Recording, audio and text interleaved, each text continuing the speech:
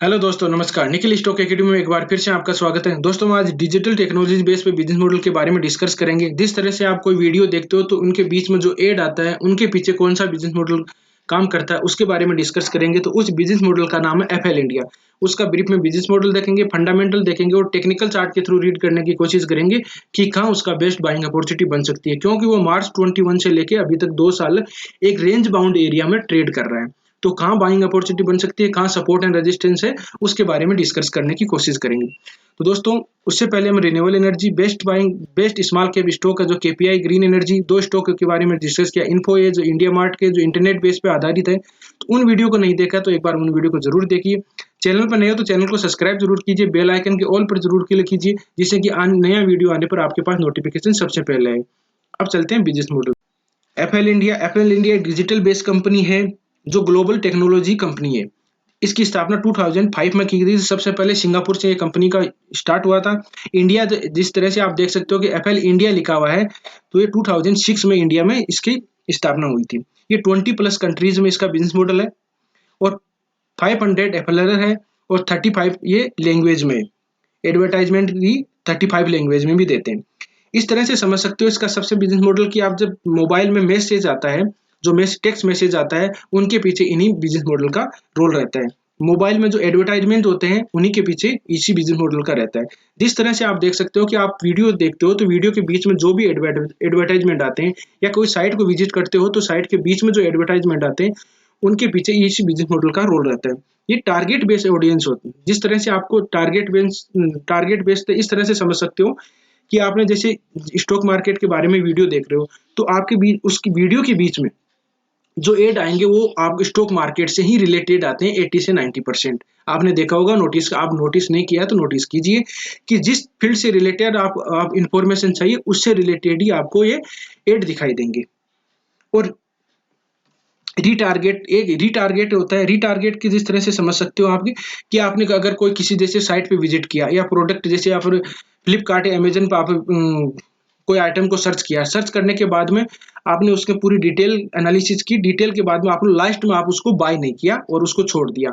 अगर 10-15 दिन के बाद में फिर आप कभी भी उसको साइट को रिविजिट करोगे तो सबसे पहले जो आपने लास्ट में उसको सर्च किया था वही आइटम आपको सबसे पहले दिखाई देगा। जिससे कि वो बोलते हैं कि रीटारगेट आपको उसको एक लुभाने का काम करेंगे। आपने पिछली बार ये किया था, आप उसको बाय कर सकते हो। एक दूसरा होता है कि किस तरह से इसमें फ्लिपकार्ट, अमेजन आदि साइट पे आप इस तरह से देख सकते हो। अब इसके क्लाइंट की बात करें तो क्लाइंट में जैसे फ्लिपकार्ट, अमेजन, गेम 24/7, फोन पे, Airtel, axis bank, city bank, ऐसी इंडिया की जो कंपनियां हैं, ये इसमें ये इनका एड या दूसरा जो टेक्स्ट मैसेज आते हैं आपके पास में, कोई किसी रिलेटेड बैंक से रिलेटेड टेक्स्ट मैसेज, कोई सी बैंक से या किसी से भी रिलेटेड टेक्स्ट मैसेज आता है तो इनके पीछे इसी डाटा एनालिटिक का काम भी करते हैं। अब इसके हम फंडामेंटल देखते हैं। मार्केट कैप है 14,016 करोड़। करंट प्राइस की बात करें तो इसको 1051 है। हाई गया इसका 1385 है। लो गया है 871 है। स्टॉक पी की बात करें तो 57.5 है। आरओसी इसका 27.9 है। आरओई इसका 27.8% है और फेस वैल्यू इसकी 2 है। पहले 10 थी, स्प्लिट होने के बाद में इसकी 2 हो गई। पीयर कंपनी की बात करें तो आईटी इसमें सॉफ्टवेयर में कंपनी में लिए गए इसको, तो देख सकते हो डाटा इलेक्सी, ये परसिस्टेंट सिस्टम, आईएलटीएस, ओरेकल, ये कोपोर्ज, केपीआईटी टेक्नोलॉजी, लास्ट में एफएल इंडिया है। तो जो एडवर्टाइजमेंट का काम करती है ये इसी में एक ही कंपनी है, एफएल इंडिया। अब क्वार्टरली रिजल्ट की बात करें तो क्वार्टरली रिजल्ट लास्ट 3 क्वार्टर के अपन डिस्कस करेंगे। रेवेन्यू की बात करें मार्च और जून सितंबर की। मार्च की बात करें 315 है, जून का है 347 है, सितंबर का है 355 है। एक्सपेंडिचर की बात करें तो 257 है, 280 है और 285 करोड़ है।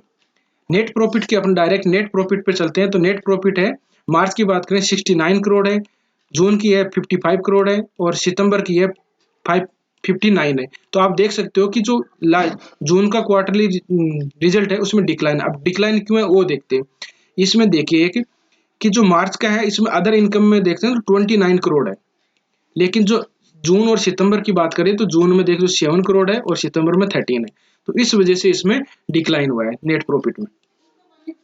प्रॉफिट लॉस की बात करें तो अपन वाई टू वाई बेस पे देखते हैं। मार्च 2021 22 की बात करते हैं हम, डायरेक्ट ही अपन इसके नेट प्रॉफिट देख लेते हैं। 20 की बात करें तो 66 करोड़ है, 21 की बात करें 135 है, और मार्च 22 की बात करें तो 215 है। तो आप देख सकते हो कि नेट प्रॉफिट में इसमें कोई दिक्कत है नहीं। बैलेंस शीट की बात करें तो शेयर कैपिटल इसका 27 करोड़ है, रिजर्व इसके पास 1301 है, और बोरिंग इसके पास 134 करोड़ है। तो बोरिंग इसके पास में ज्यादा नहीं है। अब बात करते हैं इसके share holding pattern. Share holding pattern की बात करें तो प्रमोटर के पास होल्डिंग है 60% के लगभग, एफआईज के पास में 12%, डीआईज के पास में 10%, और इसमें पब्लिक के पास में है 16%। इसमें आप एक नेगेटिव पॉइंट देख सकते हो कि प्रमोटर के पास में पहले होल्डिंग थी 68% के लगभग, अभी 60% हो गई। तो ये नेगेटिव पॉइंट हो सकता है कि प्रमोटर इसमें सेलिंग कर रहे हैं। और अब चलते हैं इसके टेक्निकल चार्ट को रीड करने की कोशिश कर रहे हैं। टेक्निकल चार्ट को रीड करने के लिए जो बेसिक चीज होती है कैंडल स्टिक, उसके बारे में हमने सीरीज स्टार्ट कर रखी है। तो आप स्टेप बाय स्टेप उसको वीडियो को देखिए, जिससे कि आपको क्लियर हो जाए कि चार्ट को कैसे अप्रोच दी जाती है। उसमें बाद में पैटर्न बनते हैं, जैसे फ्लैग पैटर्न बनता है, हेड एंड शोल्डर पैटर्न बनता है। तो ये पैटर्न बनने के जिससे चार्ट को रीड करने में आपको सहूलियत होगी। ये मार्केट में लिस्ट हुई थी तो अगस्त 19 में हुई थी। सबसे पहले आपको देखना है तो ट्रेंड कौन सा है, ट्रेंड देखिए। तो ट्रेंड की क्या खासियत होती है कि हायर टॉप हायर बॉटम बनते जाते हैं। तो देखिए इसमें higher top higher bottom, higher top higher bottom इस तरह से बनते जा रहे हैं। तो अभी प्रेजेंट टाइम की बात करें तो इसमें ट्रेंड रिवर्स नहीं हुआ है, क्योंकि ऐसा कोई भी तो टॉप या बॉटम को इसको ब्रेक डाउन या ब्रेकआउट नहीं किया है। तो सबसे पहले ट्रेंड इसमें अप ट्रेंड है अभी प्रेजेंट टाइम में। ये अगस्त जैसे मार्च 21 से लेके अभी लगभग 2 साल में एक रेंज बाउंड एरिया में ही कंसोलिडेट कर रहा है, ट्रेड कर रहा है। अब कैंडल स्टिक की बात करें तो कैंडल स्टिक को आपको समझने के लिए मैं आपको थोड़ा बता देता हूं, जिससे कि आपको देखो ट्रेंड, सबसे पहले आपको कैंडल स्टिक वो चीजें ध्यान होनी चाहिए जो ट्रेंड रिवर्स वाली कैंडल स्टिक होती है। तो उसके बारे में हम डिस्कस करें। देखो यहाँ पर एक रेंज बाउंड होने के बाद में ये देखें रेड ग्रीन, ये एक सैंडविच बोलते हैं इसको, सैंडविच बोलते हैं। सैंडविच होता है कि अब ये ट्रेंड रिवर्स होने की पॉसिबिलिटी बनती है।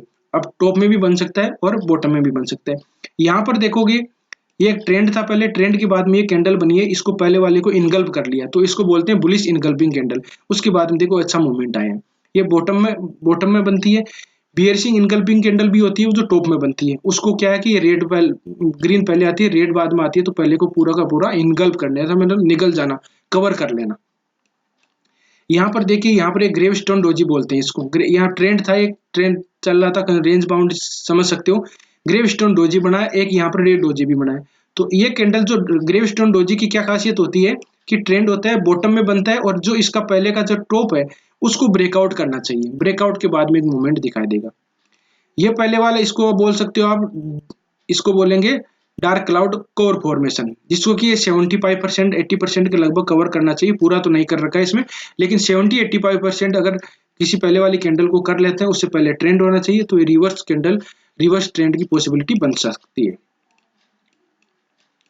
अब अभी प्रेजेंट टाइम की बात करें तो प्रेजेंट टाइम में देखो डोजी कैंडल बन रही है, तो ये पॉसिबिलिटी है कि किधर भी अभी ट्रेंड आ सकता है। एक डाउन ट्रेंड है तो अप ट्रेंड भी आ सकता है। अब इसके लिए हम देखेंगे आरएसआई में डाइवर्जन। आरएसआई में क्या डाइवर्जन आ रहे हैं, एक रिलेटिव स्ट्रेंथ इंडेक्स होता है, जिससे कि आपको पहचान सकते हो कि मूवमेंट किस तरह से। इसकी बैंडविड्थ होती है 20 से लेके 80 तक। तो इसमें अगर 80 से अबव चली जाती है तो ये होता है कि करेक्शन आ सकती है, और 20 के लगभग नीचे आ जाती है तो ये हो सकता है कि एक मूवमेंट अप ट्रेंड में आ सकता है। इसके बारे में हमने वीडियो बढ़ा रखा है, तो आप समझ में ये देखिए एक इस यहाँ से टॉप में मैं आपको मार्क करके बता देता हूँ।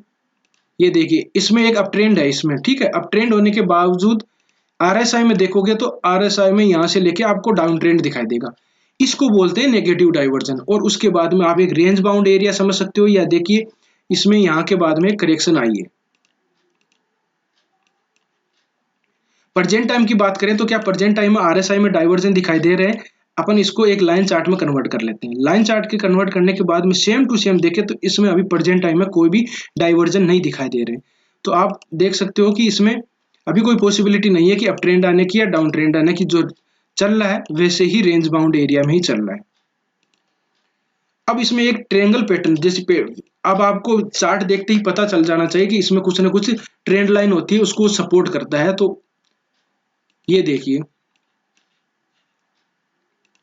अगर दोस्तों आप किसी स्टॉक के बारे में एनालिसिस चाहते हो तो कमेंट में जरूर बताइए, उसके बारे में हम डिस्कस कर लेंगे। और अभी तक आपका डीमैट अकाउंट नहीं है तो लिंक डिस्क्रिप्शन में ज़रूदा अपस्टॉक और ग्रो का, तो जाके लिंक से डिस्क्रिप्शन में जाके अकाउंट ओपन करिए और अपनी इन्वेस्टमेंट की जर्नी स्टार्ट कर सकते हो। अब इसमें देखिए अपने एक ट्रेड लाइन अपने ड्रॉ करी, एक नीचे की ट्रेड लाइन ड्रॉ करी, तो ये दोनों ही ट्रेड लाइन को ये सपोर्ट कर रहा है। पहले वाली का सपोर्ट ले रहा है और ऊपर वाली का रेजिस्टेंस ले रहा है, तो ये ट्रेंगल बना ट्रेंगल। अब इसमें क्या अपॉर्चुनिटी हो सकती है? अब किसी ने एक चीज बताई है कि किसी ने यहाँ पर इसको फरवरी या मार्च में, मान लीजिए फरवरी लास्ट में 21 में इसको बाय कर लिया और बाद में अभी तक उसको कोई रिटर्न नहीं मिल रहा, 0% का नेगेटिव में होगा। तो आपको इस रेंज से बचना है। अभी आप जल्दबाजी में बाय कर लोगे, लेकिन फिर बाद में 2 साल तक, 1 साल तक, यहाँ तक ये समझ लीजिए यहाँ तक कहीं बैठा रहा, अभी तक ट्रेड इसी रेंज में रह गया, 2 साल रह गया, तो 5-6 महीने और रह सकता है। तो ब्रेकआउट के समय आपको बाय करने से क्या है कि रिटर्न अच्छा मिलेगा, आपका जो टाइम है वो टाइम वेस्ट नहीं होगा, दूसरा आपकी कैपिटल है वो लॉक नहीं होगी। तो यहाँ के ऊपर जाने के बाद में आप बाय कर सकते हो, नीचे भी आ सकता है स्टॉक। अब इसके लिए हम एक डिस्कस करेंगे, फिबोनिक रिट्रेसमेंट होता है। फिबोनिक रिट्रेसमेंट क्या होता है? कोई स्टॉक अगर अप ट्रेंड में होता है तो वो डाउन ट्रेंड में या रिट्रेसमेंट कितनी कर सकता है उसकी आप कैलकुलेशन कर सकते हो। वो सपोर्ट एंड रेजिस्टेंस भी देख सकते हैं। अब देखिए यहाँ से उसका क्या है, एक बॉटम अप ट्रेंड में होता है तो बॉटम और टॉप को मिला दीजिए, और मिलाने के बाद में जो लाइनें ग्रो होती है वो ऑटोमेटिकली हो जाती है 23%, 38%, 50%, 61%, 78%। कोई स्टॉक आपको 61% की करेक्शन में मिलता है तो बेस्ट बाइंग अपॉर्चुनिटी हो सकती है। कई भी बहुत ही कम रेयर चांस में आपको 78% पे मिलेंगे। अब बात करते हैं, देखिए इसको जो यहाँ टॉप लगाने के बाद में पहला इसने रिट्रेसमेंट किया है, कहाँ किया? देखिए सेम टू सेम 23% के लगभग रिट्रेसमेंट किया। बाद में इसको ब्रेकडाउन या ब्रेकआउट करता है तो एक कैंडल बनती है अच्छी, ब्रेकआउट करता है तो बुलिश कैंडल बनती है, ब्रेकडाउन करता है तो बियरिश कैंडल बनती है। यहाँ ब्रेकडाउन किया है तो आप ये देखिए ब्रेकडाउन किया तो बियरिश कैंडल बनी है। बियरिश कैंडल बनने के बाद में यहाँ पर उसने सपोर्ट लिया, कहाँ सपोर्ट लिया? ये 38% की रिट्रेसमेंट है, 38% की रिट्रेसमेंट भी सपोर्ट लिया। इसको ब्रेकडाउन करने के बाद में ये 50% की रिट्रेसमेंट को सपोर्ट लेके और फिर ऊपर की तरफ चला गया। प्रेजेंट टाइम की बात करें तो कहाँ है प्रेजेंट टाइम में?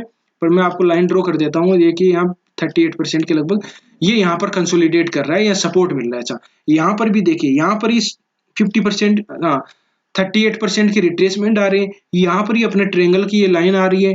तो हम इस समय बाय नहीं करेंगे, हम बाय करेंगे इसको जब ये ब्रेक डाउन करेगी। तो ब्रेक डाउन नीचे भी आ सकता है, तो अपने को बाद में हम और डिस्कस करेंगे कि कहाँ 60% तक आ सकता है, 50% तक, 61% तक, वो अलग चीज है।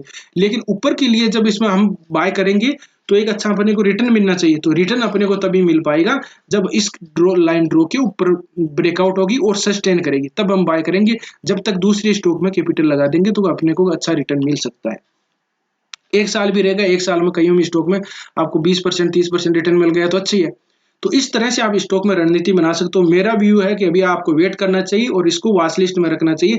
जब तक ये ब्रेकआउट नहीं करे तब तक इसको बाय नहीं करना चाहिए। नीचे ब्रेकडाउन करता है तो फिर हम डिस्कस करेंगे कहाँ ये सपोर्ट मिलेगा, इसको कहाँ लास्ट सपोर्ट मिलने के बाद में कोई पैटर्न बनेगा, कैंडल स्टिक बनेगी, फिबोनिक रिट्रेसमेंट को सपोर्ट करेगा, ब्रेकडाउन करेगा, ब्रेकआउट करेगा, तब अपन इसको जाके बाय करेंगे।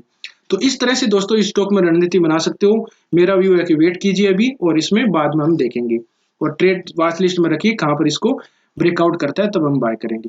तो दोस्तों वीडियो अच्छा लगा हो तो लाइक कर दीजिएगा, चैनल पर नहीं हो तो सब्सक्राइब जरूर कीजिएगा। मिलते हैं नेक्स्ट वीडियो में, तब तक के लिए बाय बाय।